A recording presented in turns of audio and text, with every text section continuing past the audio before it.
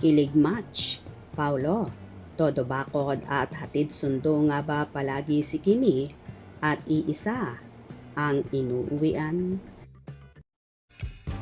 I'm overheated, can hardly sleep at night, doing crazy dreaming. You're the reason why. Hiding by the baby. Marami nga ang tuwang-tuwa at kilig na Kimpaw supporters sa kanilang namataan kamakailan sa naging launching ng pinakabagong serye na gagawin ng lovely couple na sina Kim Chiu at Paolo Avellino, ang Kupino, kung saan magsushooting sila sa Korea at may makakasama rin silang sikat na Korean actor sa nasabing serye. Kumalat nga mga larawan at videos ng Kim Pao na so sweet at palaging magkadikit. Iniintriga pa nga ng ilan na palagi daw hatid sundo ni Paolo ang dalaga sa noontime show na It's Showtime.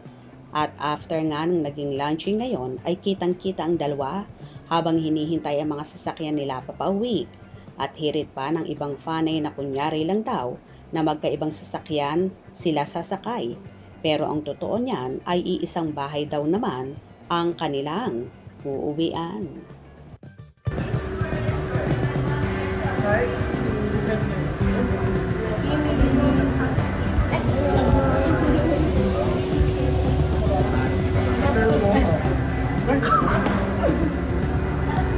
Mimic at ni Juliet.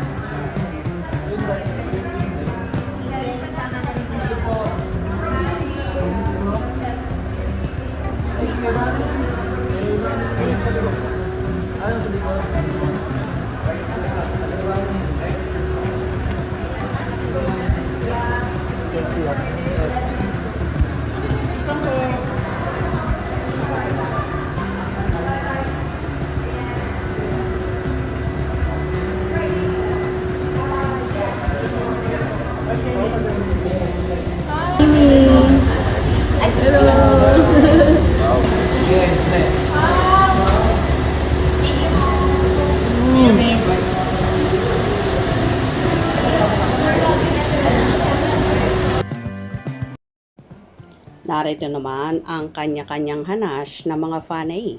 Nako, isa lang naman uwian yan. Kunyari, hindi sabay. Magkikita din sila. 100%. Dami kasing bashers, kaya laylo muna pero kilig tayo. Yes, ganun na nga. Akala naman ng couple hindi natin alam. Highs, ha ha ha ha. Bahala kayo dyan. Manghula basta ako sa side ako ni Kim. Si Kim lang ang gusto ko. Kung sino maging partner ni Kim someday. Me too. Kim lang, sapat na. Swerte niya kay Kimi. Yumaman. Napakasikat pa rin ni Kimi o baka sabihin mo sikat na dati. E di napakasikat pa rin ni Kimi lalo. Aba, sumang-ayon ka na rin ngayon ha. Gentleman talaga kasi inaantay pa niya na dumating ang sasakyan ni Kim kasi sa kanya nauna na doon naghihintay. Kung totoong magjusawa sila, bakit ganon? Naghiwalay ng landas pag uwi. Ha ha ha ha. Mag-asawa, kailan pa? Tagal. Tulog ka ata eh. Kasunod lang ang sasakyan nila. Tingnan mo sa kondo ni Pau. Andon sasakyan ni Kim din. Ikaw ang tulog, gising na gising ako. Kaya kayo ang gumising. Oo, tulog yan. Naghihilik pa nga. Ha ha ha ha. Bakit kaya hindi yung idol mo ang bantayan mo? Kung isang car ang sinakyan nila, bakit nakatutok sa hindi mo idol?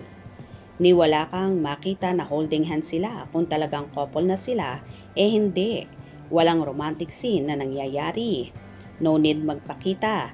Laging romantic scenes ang Kimpaw upang ipakita couple sila. Hindi sila showy. Mahalaga nararamdaman nila ang respeto sa isa't isa.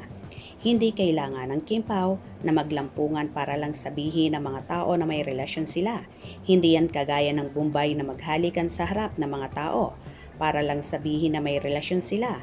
Kasi ang relasyon nila gusto ng Kimpaw na kagaya ng Coco Jules. Dalawa ng anak, tsaka umamin dahil wala namang relasyon bukod sa pagiging tandem. Ganun lang yon.